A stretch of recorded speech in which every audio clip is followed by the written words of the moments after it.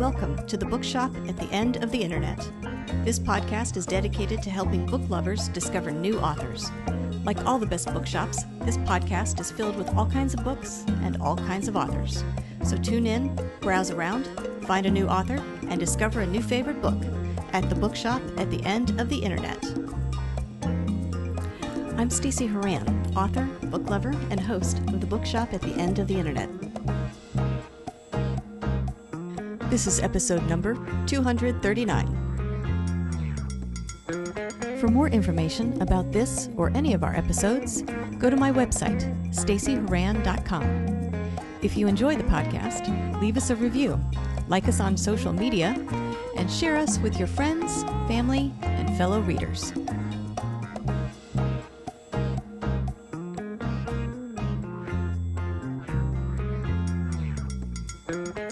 In today's episode of the Bookshop at the End of the Internet, I'm chatting with author Sara Winokur about her two new novels, both set in Iceland and featuring a forensic geneticist who uses her knowledge and skills to solve mysteries. Her first book is Double Blind, The Icelandic Manuscript Murders, and the sequel is Ivory Bones, The Lewis Chessmen Murders. In both of these novels, Sara blends Nordic noir mysteries with history and real-world intrigue. Sara was a genetics researcher for 25 years, and she manages to include science, specifically genetics, into her stories in a light-handed way. She also wanted to weave in historical events and mysteries. As a result, Double Blind features a mysterious medieval manuscript of Icelandic sagas, while in Ivory Bones, the mystery revolves around a famous set of ivory chess pieces known as the Lewis Chessmen.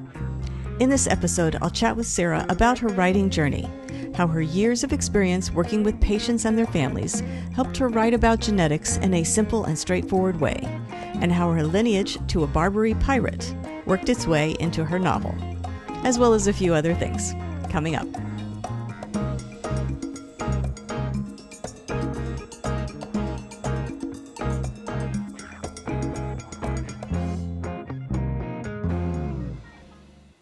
Sara Winokur, I want to thank you very much for joining me today on the podcast. Well, thank you very much for inviting me. I thought what we could do today is talk about your two new books that you have out. The first one, Double Blind, The Icelandic Manuscript Murders, and the second, the most recent, Ivory Bones, The Lewis Chessmen Murders. What I'd like to do, I think, is introduce people to these books in general. So if you can give us just a little bit of an idea of what the books are about, and in particular, what inspired you to start writing them? Sure. I suppose I should begin with the fact that I was a genetics researcher at the University of California for 25 years. So the first half of my career was really as a scientist in genetics. So I took a step back because I had a health problem. I'm completely fine now. But at that point, I decided to sort of take on a new challenge. And I had always wanted to write. I had written a lot of scientific articles, but not any body of fiction. And so I decided at that point that that's what I would do. And I wanted to incorporate genetics in a very light way, not super technical textbook, incorporate that into the mystery in both of these novels. I should also say that they are both set primarily in Iceland, which I have visited many, many times because as an American author, I wanted to really really understand that culture and respect that culture. I considered it research, but of course I loved going there. Just a good excuse. Yes. For yet another trip. Yeah. So I'm sorry, maybe I didn't even answer your question. You wanted to know. Well, that's good for inspiration. I'd like to introduce people to the books in turn. So sure. Let's quickly talk about the first book, Double Blind. Maybe introduce us to this story, and in particular, your main character, Brynja. Right. So Brynja is in the first book, she is a fairly young 28-year-old forensic geneticist that works at a company in Iceland that has a DNA database, and this is an actual fact that Iceland has a DNA database of the majority of its citizens, and she uses this database to solve crimes, to identify, DNA that are linked to individuals that commit crimes. So she evolved into that career because in the first book, when she was a child of just 7 years old, she had been responsible for taking her twin brother down to a fair, a county fair. Iceland, they're very resilient and want their children to be independent. So the two of them at 7 years of age went down to this carnival, and she was supposed to be watching out for her brother, but she decided she wanted to go on this carousel ride, and her brother didn't. So she told him to just stay right there. I'll be right back. I can see you, blah, blah, blah. And so, as it turned out, when the carousel came to a stop, her brother had completely disappeared. So, from a very early age, she was, traumatized by this abduction of her brother, and she never knew what had happened to him. 25 years later, 23 years later, she started to receive clues as to his whereabouts. These clues come in the form of little snippets of poetry from the Icelandic manuscripts, which are also a real thing. They were written in the 13th century. And so somebody's sending her these really obscure clues as to where he is, but not everyone wants to allow her to know where he is. So there are forces against her, which result, unfortunately, in several murders. So that's sort of the crux of the first book. Good. Okay. And then when we get to book two, we're still with Brynja, but she has clearly her story has moved on from that first one. So let's talk about the Ivory Bones, which is your newest one. That's right. That was just published in February of this year. The protagonist is Brynja once again. She is several years older. She is still traumatized by her past. I don't want to give away too much, but in the first book, her father had done some pretty nefarious things. And she has this false belief that sort of buried in her own DNA are these like evil genes that might come out in her, if she were to have a biological child. So she has this false belief, and the entire character arc revolves around her realizing that it is a false belief and that it shouldn't ruin her relationships. I'll take a little bit of a step back. Ivory Bones is a dual timeline historical fiction that also involves a murder mystery. And the historical aspect of it centers around a diary that was written in the 1600s by a captive of the Barbary pirate raids in the North Atlantic. And these were pirates from North Africa that raided the North Atlantic seas and took villagers back to North Africa to be sold as slaves. So this diary is written by one of those captives. It's a fictional character that wrote the diary, but all of her experiences are real, based in historical fact to others that had experienced that particular trauma. So the thematic element here is that Anna, the diarist in the 1600s, had like no control over her life. All these external things happened to her, and she lost her homeland and her family and her, boyfriend at the time. She was relatively young, and everything was taken away from her. And now, in the present tense, Brynja has this false belief that she can't have a family because she's worried about her own DNA, and yet her fiance really wants to have children, and so she breaks off the relationship, and ultimately she realizes that she actually is in charge of her own fate. So that's really about the protagonist arc. In terms of the murder mystery aspect of it, the diarist Anna in the 1600s had inherited, her family had inherited what are called the Lewis Chessmen. And these are really intricately carved chess pieces made of walrus ivory. And they're not your sort of typical bland, relatively bland chess pieces. They have very expressive human faces. And if you go on my website, there'll be photos of them that you can see. Anyway, so she took them with her on this journey, but had left behind three pieces in Iceland because she just didn't have time to gather them in all this chaos. And the murder mystery surrounds the search for those missing pieces.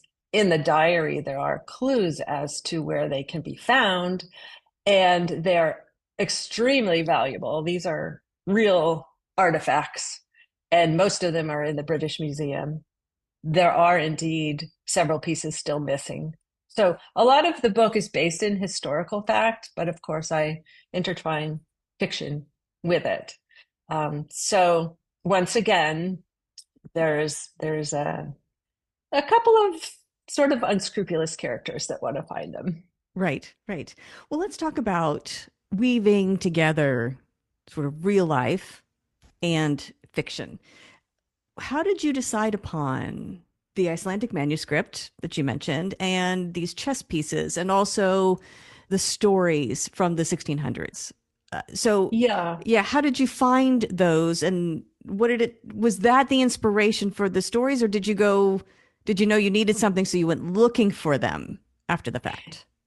No, I particularly with this second book, I there was sort of two coincidences at the same time that sort of sparked my enthusiasm for writing the book. As I mentioned, I have been to Iceland quite a number of times, so I knew about this pirate raid in 1627 on Iceland, which was a real thing.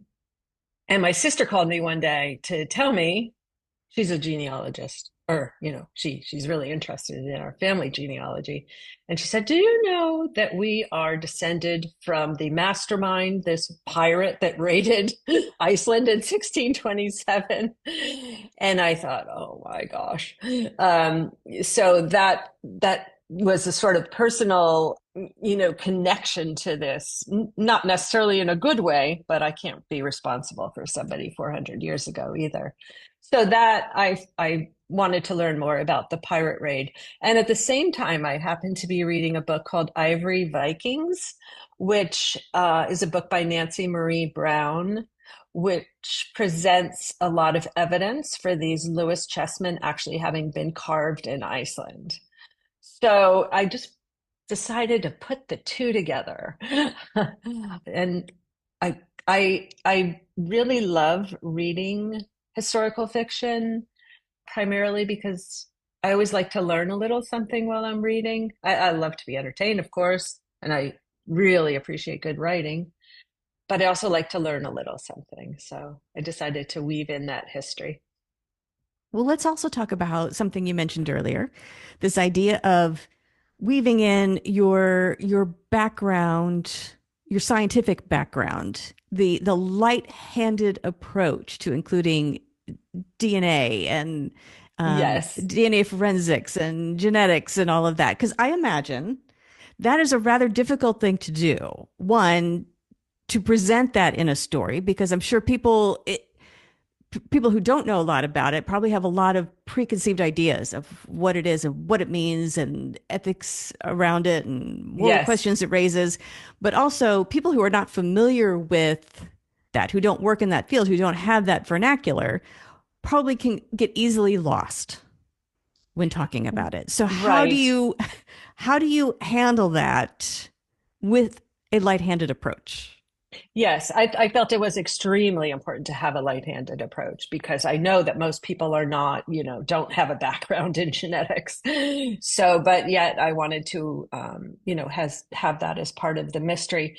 I honestly had been somewhat used to explaining genetics in a fairly straightforward, easily understood manner, because I've been involved in a lot of patient organizations and talking to families of individuals with, muscular dystrophy and Huntington's disease. And so I had already had the experience or um, the ability to explain things in a rather, I don't want to say simplified, but like straightforward way. So and I don't, it's not heavy-handed at all. In the first book, it involves a lot of poisons, actually. And that was the method of these murders. And so I have this aspect of DNA being translated into RNA and then into protein. I lay that out as sort of a recipe that similar to the recipes that were involved in these uh, poisonous recipes. So I kind of just tried to make it, almost like a metaphor. Mm. Yeah. Is it possible? Is it possible to make that topic fun in a way? Like, how do you approach it where people are not like, oh my God, science is so hard? Yeah. Yes. Yes. People have this like preconceived fear. But I just sprinkle it in. It's not heavy-handed by any means. I would say the total number of pages is probably like less than 5% of the book. It's not like really all about genetics. She does work at this genetics company. And to your point of it being controversial, this database in genetics is rather controversial because our DNA is not ours alone. We share huge portion of our DNA with our parents and siblings and children and relatives of all sorts. And and so people in Iceland that did not want their DNA to be in this database still have a lot of their DNA in this database. And Right. so there's a bit of controversy there. And I would just I would just suggest that people that are utilizing these websites like 23andMe and Ancestry, that you read the fine print carefully, because your DNA can actually be used for research purposes if you so choose. So if you don't want it to be utilized in any other way rather than giving you information, you need to make sure when you're submitting your DNA that you check that box. Right. Read the fine print, as they Yeah. say. Well, let's talk about setting, because as you mentioned, you had to make several trips to Iceland to get it right. So what was important to you to Mhm. include in the book to give people a good basis to understand Iceland, the setting geographically, Mhm. physically, as well as sort of all those intangibles, sort of the emotional connection people might have to Iceland? What was important Yeah. for you to capture? So, of course, this DNA database, which is a real thing in Iceland, that's where it all started. But of course, while I was there, I toured the company and just became enamored with these eerily beautiful landscapes and these colors. You would see bright white snow on black lava. And my first visit was during summer, so you see these bright green shoots and the vivid blue ocean, and it's a beautiful setting. However, it's also a little bit eerie because it's a very small in terms of population and size. Most of the population lives in Reykjavik, the capital. But once you get outside of Reykjavik, you start to come across these really remote, isolated farmsteads that, could be 10 miles from each other. And, so I just thought, well, this is a great place to set a murder mystery because your neighbors will have no idea what's going on, so you can, I just thought, and then I just wanted to touch upon, just how creative and resilient and really very generous people there, and also their foods, which are certainly their traditional foods are nothing like we have here, and probably nothing you would actually want to eat. But I did try just about everything. And did you become a fan of Icelandic cuisine? Not the traditional cuisine. They used to, because you eat what you have to eat to survive. And these people settled Iceland 1,000 years ago, and what did they have? Not They couldn't really harvest much agriculturally because of the climate. And so they would eat like fermented shark, which they buried underground for months because it contains something called uric acid. And once you bury it, that stuff leaches out and it's no longer poisonous, but it tastes like really disgusting. And they used to eat horse and whale. So traditional foods, no, but they have this new Nordic cuisine, which is just exquisite. And they now have greenhouses that are powered by geothermal energy, and so there's actually a lot more produce and cod that's always been around, but cooked in sort of novel ways and really delicious, actually. Well, let's talk about the placement of this book because and by that I mean within the genre of what people might understand as Nordic noir. So Hmm. there is sort of this category of books, and I think most people identify them with this sort of mysteries, thrillers, or suspense stories set in Hmm. this sort of Nordic setting. From your perspective, having now written, murder mysteries set in Iceland, what was your understanding of Nordic noir? What people expect when Yes. they hear, okay, this mystery is set in Iceland. I will probably expect what? Yes. Many Nordic noir authors are much more, for instance, Joe Nesbo and even Henning Mankell are a lot more graphic in terms of their murders, really brutal. I Mine are, yes, they're murders, but my book is, I think, sort of on the edge of Nordic noir, like black noir. Yes, it does involve several murders, but really, it's primarily a story of, a historical story. So a light-handed approach to the noir genre Yeah, too. yeah, almost like, well, I hate, to compare myself, but I I think I first became enamored with Nordic noir and Scandinavian literature by reading Stieg Larsson's books. And yes, his also involve a murder or two, but it's also a family saga, Mm-hmm. a story of a family and these characters and the traumas that happen to them. And I don't want to be so presumptuous as to compare my books to his, but it's more in that type of genre. Right, right. I mean, it's certainly, as you mentioned, setting plays such an important role, particularly in, if you set a book in Iceland, unless you're setting it in Reykjavik, which is a city like Yeah, a lot of cities.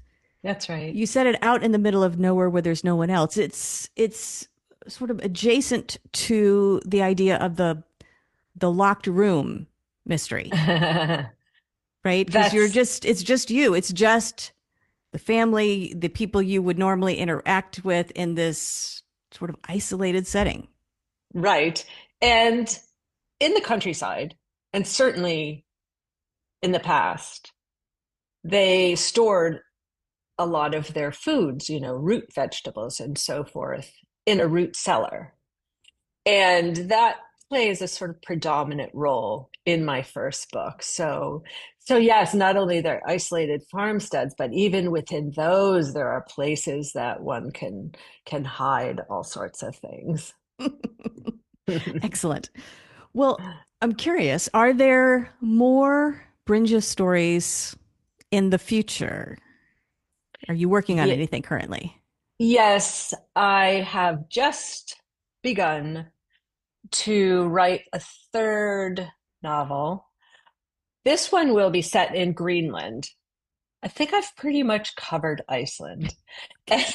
And Greenland is a very interesting topic in terms of in so many ways, in terms of, culturally and geopolitical wise and climate change and and the Inuit culture, which is I admire so greatly. So I have started, this will be the third book, and I do consider it a trilogy, although they can each be read independently. And this one will feature, well, Brenda will be involved, but it will really feature her assistant, who is a 20 something, millennial kind of free spirit, but also, very dedicated and intelligent. And she is actually Danish, and Greenland is a semi-autonomous region of Denmark. And so she goes to Denmark and sort of discovers all the stuff going on. Good, good. Well, Yeah. do you have more stories out there that you want to write? I mean, do you keep a list of story ideas, or do you just wait until a book is finished and then decide, okay, what's the loudest what's the loudest idea in my head, and that's the one I'll write next? Or do you have, like, for this series, did you have it always planned as sort of three books? I'm curious how you approach the what's coming next part Right. of writing.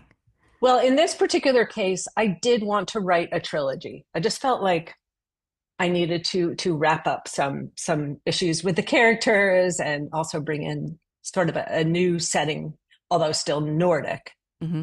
Arctic. Okay, maybe not Nordic. Well, I don't know if you consider it Nordic, but so I did want to write a third novel. But after that, yes, I have. I'm switching gears entirely and going to write a children's book with my daughter that takes place. It's just a children's. Well, I won't go into detail, but she's a great graphic artist, and so she's going to do all the illustrations, and it's going to be about this penguin who is called Macaroni because there really are macaroni penguins, and he ends up on an island of this species of other penguins that he's not similar to at all, and he tries to fit in, and it's all about being accepted for who you are. So that's the message, for kids. Right. So Right. that's going to be entirely different. No murders, no people. Yeah. Just penguins. Yes. So I usually ask, what other goals do you have as a writer? And it sounds like for you, like, just trying new things Yes. That's is exactly right. interesting. Okay. Yeah. I figured, well, several years ago, after a scientific career, I wanted to try something new, and now I've finished two-thirds of it. And once again, I want to try something new. I do love writing, so but I want to try a new genre. Right. We'll see. Right. Yeah, Good. entirely new genre. Yes, that might be sort of the opposite end of the spectrum Yes, from where you are. exactly. Yeah. So I think it'll be a lot of fun. Yeah. Yeah. Sounds like it. Yeah. Well, if people want to learn more about you and the books, look for new releases, that sort of thing, where can they go to find you and that information? Sure. Well, I do have a website where you can find a ton of information, not only about the two books, but about, traveling to Iceland, about the Lewis Chessmen, about all sorts of things like the poisons that I use in the first book, and just Icelandic culture and so forth and so on. So my website is myname.com. So it's spelled Sarawinokur.com. That's my website. So I would say to start there. And on that website, there are links to where one can find my books, but they really can be found anywhere. Amazon, of course, like everything, but also your local bookstore. We have one locally, the Laguna Beach Bookshop, which is just terrific. But also, Barnes and Noble, they may or may not have it on the shelf, but you certainly can order it through them. Also, there's an organization called bookshop.org that supports independent Right. booksellers that I Right. would highly, highly recommend. So really should be fairly easy to find the books. Good. Excellent. Well, Sarah, I want to thank you very much for joining me today on the podcast. And I want to wish you luck with both Double Blind and Ivory Bones. And the third one, we will look forward to that when that's finally released. So Uh-huh. congratulations on everything you've accomplished so far, and best of luck with the rest of your writing journey. Well, thank you so much. It's been a real pleasure speaking with you. The Bookshop at the End of the Internet is a podcast dedicated to helping book lovers discover new authors. Like any good bookshop, this podcast features a wide variety of books by the equally varied and interesting authors who felt compelled to write them. This podcast gives you a chance to meet these wonderful writers and discover your next must-read book. Listen to the authors describe their books and tell you their stories in their own words. My interviews feature books from all genres and authors from all walks of life, including those who are indie published as well as those published by small presses and large publishing houses. Looking for unique, not so easy to find books for yourself, a friend, or a book club? Tune into this podcast and find your newest favorite author or maybe a soon-to-be bestseller. This podcast, like all the best bookshops, is filled with all kinds of books and all kinds of authors. Tune in, browse around, find a new author, and discover a new favorite book. You never know what treasures you might find in the Bookshop at the End of the Internet.